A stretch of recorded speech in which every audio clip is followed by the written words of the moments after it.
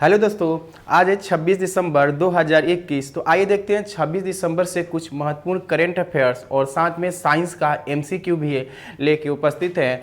किंतु सबसे पहले आज हम शहीद उधम सिंह का जन्म आज ही 26 आपको दिसंबर 1899 ईस्वी को हुआ था। ये शहीद उधम सिंह जो थे, जिन्होंने जलियांवाला बाग की घटना आपने सुना ही होगा।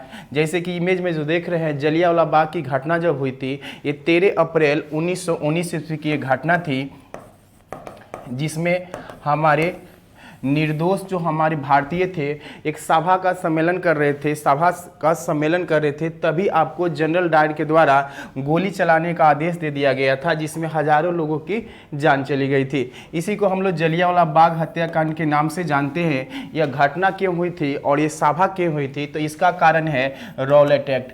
क्यों रॉलेट एक्ट जो है एक प्रकार के कानून था जो 1919 ईस्वी में ही लाया गया था, जिसमें न अपील, न दलील, न वकील का प्रावधान था।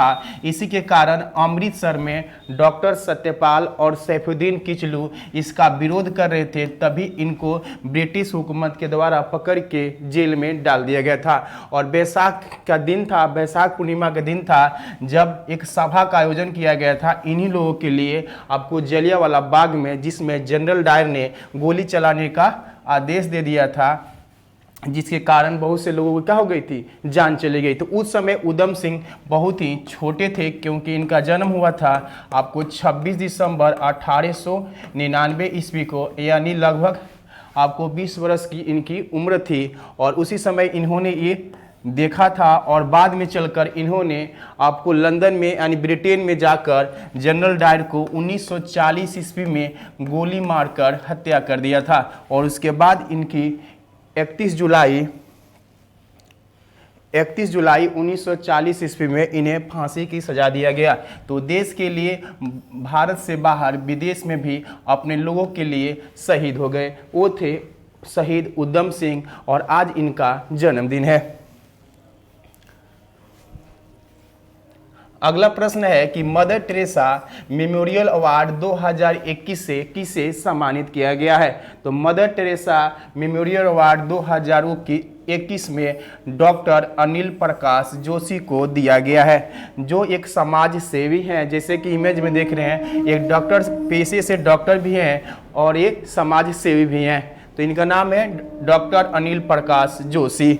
मदर टेरेसा जो है, इन्हें शांति का मसीहा कहा जाता है। ये मैसेडोनिया की रहने वाली थी और इनका जन्म हुआ था आपको 1910 ईस्वी में इनका जन्म हुआ था। उसके बाद उन्होंने भारत में आ गई थी और भारत में आकर आपको मिशनरीज ऑफ चैरिटी की स्थापना की थी। और इनका जन्म हुआ था 26 अगस्त 1910 ईस्वी में और 5 सितंबर 1997 ईस्वी में भारत में ही इनकी मृत्यु हो गई थी। और इन्हें 1979 ईस्वी में मदर टेरेसा को शांति का नोबेल पुरस्कार दिया गया था और बाद में चलकर भारत ने भी इन्हें भारत रत्न सम्मान से सम्मानित किया था।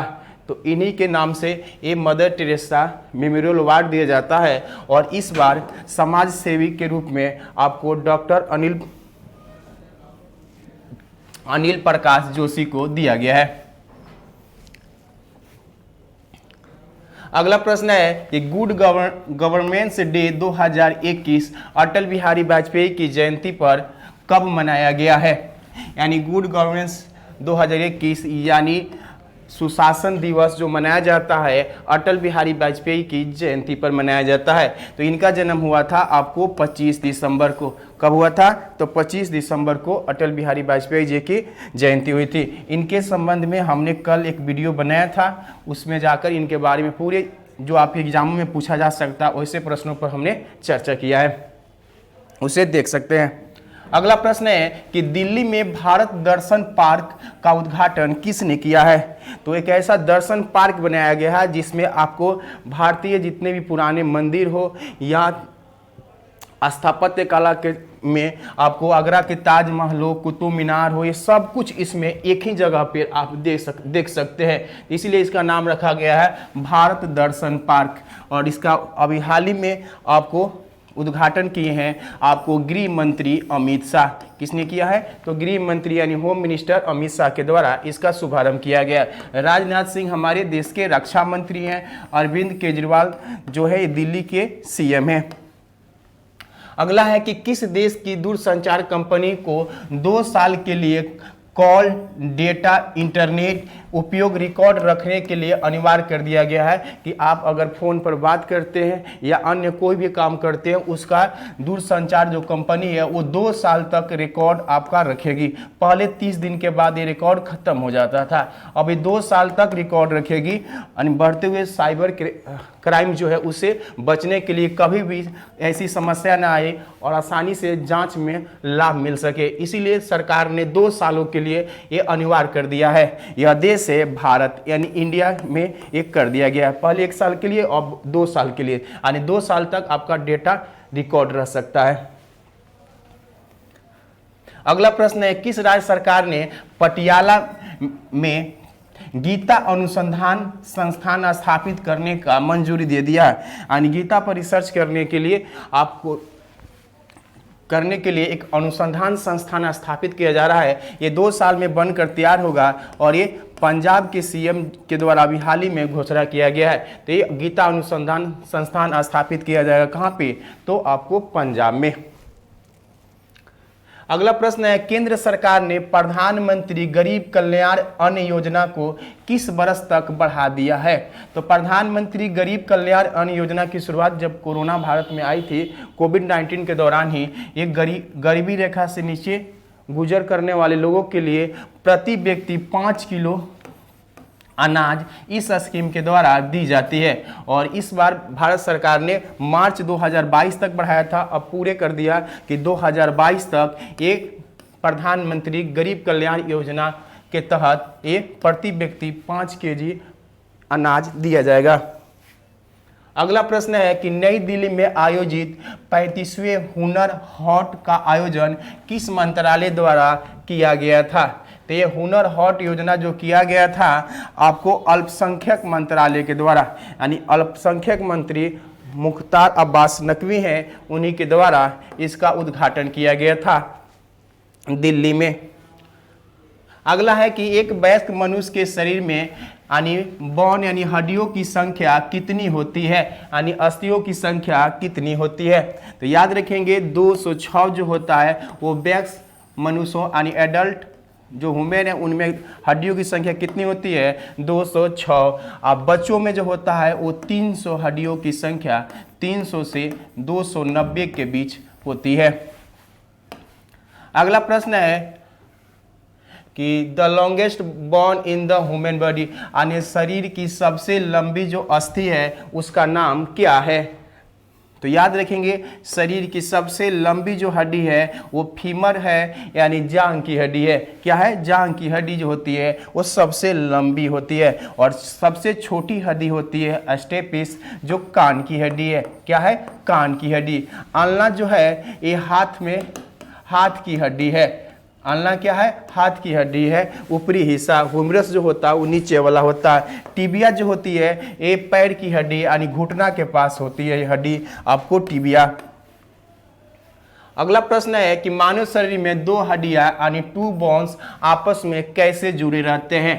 तो याद रखेंगे 2 जो बोन्स होंगे, हड्डी जो होंगे वो जुड़े रहते हैं लिगामेंट से। किससे जुड़ा रहते हैं? लिगामेंट से जुड़ा रहते हैं। और इसको याद कैसे रखेंगे? तो आप याद रखेंगे BBL, यानी शॉर्ट में याद रखेंगे आपको बोन टू बोन किससे जुड़ता है? लिगामेंट से। उसी तरह एक पूछता है कि मसल से बोन को कौन जोड़ता है? तो उसको याद रखेंगे MBT। क्या याद रखेंगे? MBT, यानी मसल से बोन को जोड़ता है टेंडन। कौन जोड़ता है? तो टेंडन नामक टिश्यू के द्वारा जोड़ा जाता है। अगला प्रश्न है कि what is the main component LPG, यानी LPG का मुख्य घटक कौन है?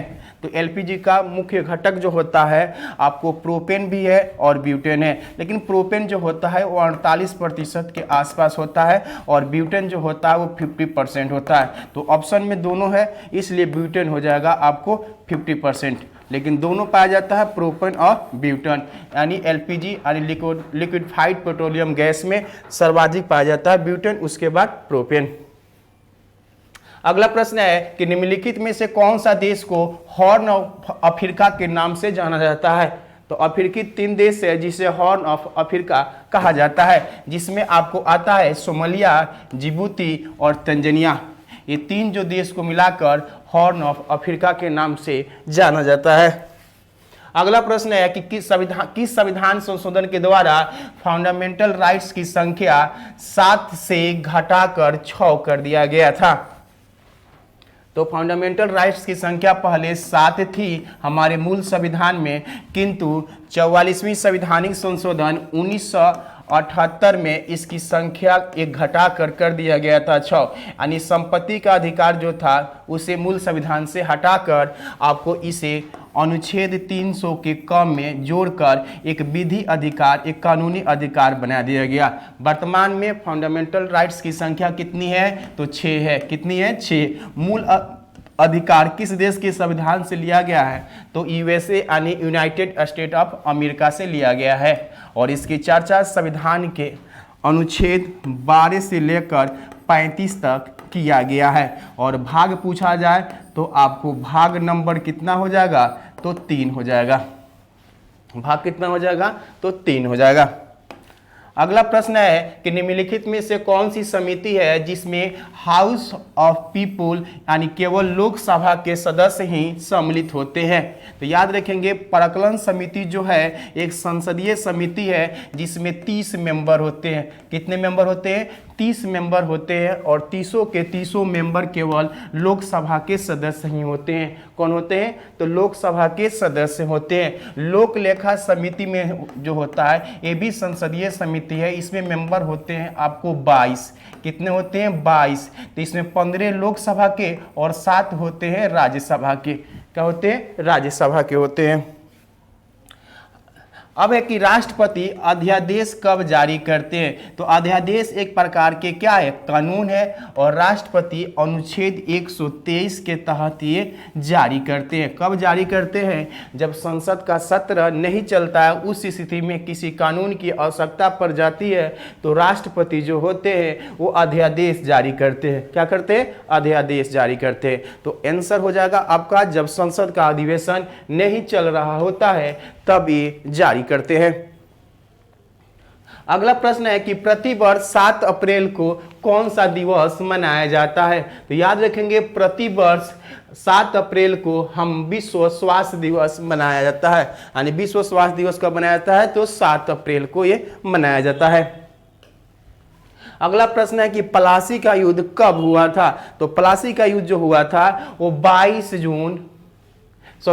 जून 1757 ईस्वी को हुआ था। और ये प्लासी के युद्ध जो हुआ था वो सिराजुद्दौला और अंग्रेजी कंपनी के बीच लड़ा गया था। और प्लासी के युद्ध जो लड़ा गया था वो पश्चिम बंगाल का एक जिला है जिसका नाम है नदिया जिला।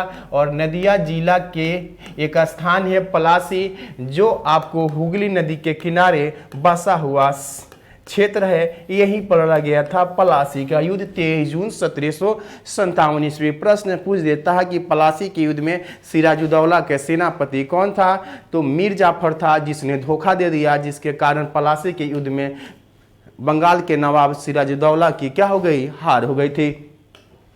अगला प्रश्न है कि दिल्ली सल्तनत के किस शासक ने एकता प्रणाली की शुरुआत किया था? तो दिल्ली सल्तनत का कुतुबुद्दीन ऐबक के बाद जो वास्तविक कुतुबुद्दीन ऐबक जो थे वो दिल्ली सल्तनत के संस्थापक माने जाते हैं। लेकिन दिल्ली सल्तनत का वास्तविक संस्थापक इल्तुतमिश को माना जाता है जिसने अपनी राजधानी लाहौर से उठाकर दिल्ली बनाया और इन्होंने ही एकता प्रणाली की शुरुआत किया। इनके द्वारा किया गया कई कार्य है, जैसे 40 तुर्क सरदारों का एक संगठन बनाया था जिसे तुर्कान चिहलगानी कहा जाता है। ये दिल्ली सल्तनत का पहला शासक था जिसने बगदाद के खलीफा से सुल्तान बनने का वैध प्रमाण पत्र बनाया था। भारत में जो आप शिक्षा की जो मदरसे शिक्षा की शुरुआत होती है इन्हीं की देन है इल्तुतमिश के। तो याद रखेंगे कुतुबुद्दीन ऐबक को हम लोग लाख बख्श या इन्हें हातिम द्वितीय भी कहा जाता है। और ये दिल्ली सल्तनत के पहला जो वंश है जिसे कहते हैं गुलाम वंश, उसके संस्थापक थे। अलाउद्दीन खिलजी से याद रखेंगे, अलाउद्दीन खिलजी ने पहली बार अस्थाई सेना, घोड़े के हुलिया लिखना, ये सारी प्रथा की शुरुआत किए थे अलाउद्दीन खिलजी। और सैनिकों की नगद वेतन देना हो, ये सब शुरू किया था आपको अलाउद्दीन खिलजी। अलाई दरवाजा का निर्माण इन्हीं के द्वारा किया गया था। बौद्ध धर्म के बारे में निम्नलिखित में से कौन सा कथन असत्य है? तो याद रखेंगे, महात्मा बुद्ध ने 29 वर्ष की अवस्था में अपना क्या कर दिए थे? घर त्याग दिए थे। और घर त्यागने की घटना को हम लोग महाभिनिष्क्रमण करते हैं, कहते हैं उस घटना को, और उसका प्रतीक चिन्ह जो है वो घोड़ा है। क्या है? घोड़ा है। बुद्ध ने सर्वाधिक उपदेश श्रावस्ती में दिए थे, ये भी सही है, और प्रथम उपदेश दिए थे सारनाथ में। बुद्ध का जन्म 566 पूर्व में नहीं हुआ था। ये कब हुआ था? तो गौतम बुद्ध का जन्म जो हुआ था वो 563 BC में हुआ था, और 483 में उनकी क्या हो गई थी? मृत्यु हो गई थी। तो इसे याद रखेंगे।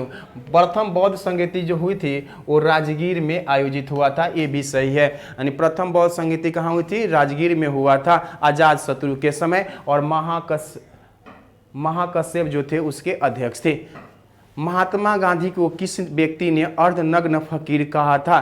तो याद रखेंगे, अर्धनग्न फकीर जो कहा गया था वो कहा था आपको विंस्टन चर्चिल। विंस्टन चर्चिल और फ्रैंक मोरे ने महात्मा गांधी के लिए अर्धनग्न फकीर जैसे शब्दों का प्रयोग किया था। जबकि आपने सुना होगा वन मैन बाउंड्री फोर्स कहा था किसने?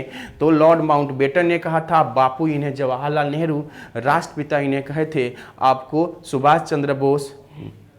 और क्लीमेंट एटली से याद रखेंगे, एक प्रश्न पूछता है कि स्वतंत्रता के समय ब्रिटेन के प्रधानमंत्री कौन थे? तो क्लीमेंट एटली थे। कौन थे? क्लीमेंट एटली ही थे। अगला प्रश्न है, किस घटना के कारण गांधी जी ने असहयोग आंदोलन को वापस ले लिया था? तो असहयोग आंदोलन जो 1920 ईस्वी में गांधी जी ने शुरू किया था, तो किसके कारण वापस ले लिया था? तो जलियांवाला बाग हत्याकांड आपको 13 अप्रैल 1919 में ही हुआ था। ककोरी कांड 9 अगस्त 1925 ईस्वी में हुआ था। खिलाफत आंदोलन भी इसी के समय हुआ था 1919 में। और चोरा चोरी कांड जो हुआ था वो फरवरी 1922 में हुआ था। तो चोरा चोरी कांड के बाद गांधी जी ने ये आपको असहयोग आंदोलन को स्थगित कर दिए। तो इस तरह कुछ करेंट अफेयर्स, और साथ में हमने साइंस के कुछ प्रश्नों पर भी चर्चा किया और आर्ट्स के प्रश्नों पर भी चर्चा किया। मिलते हैं अगले वीडियो के साथ। Thank you.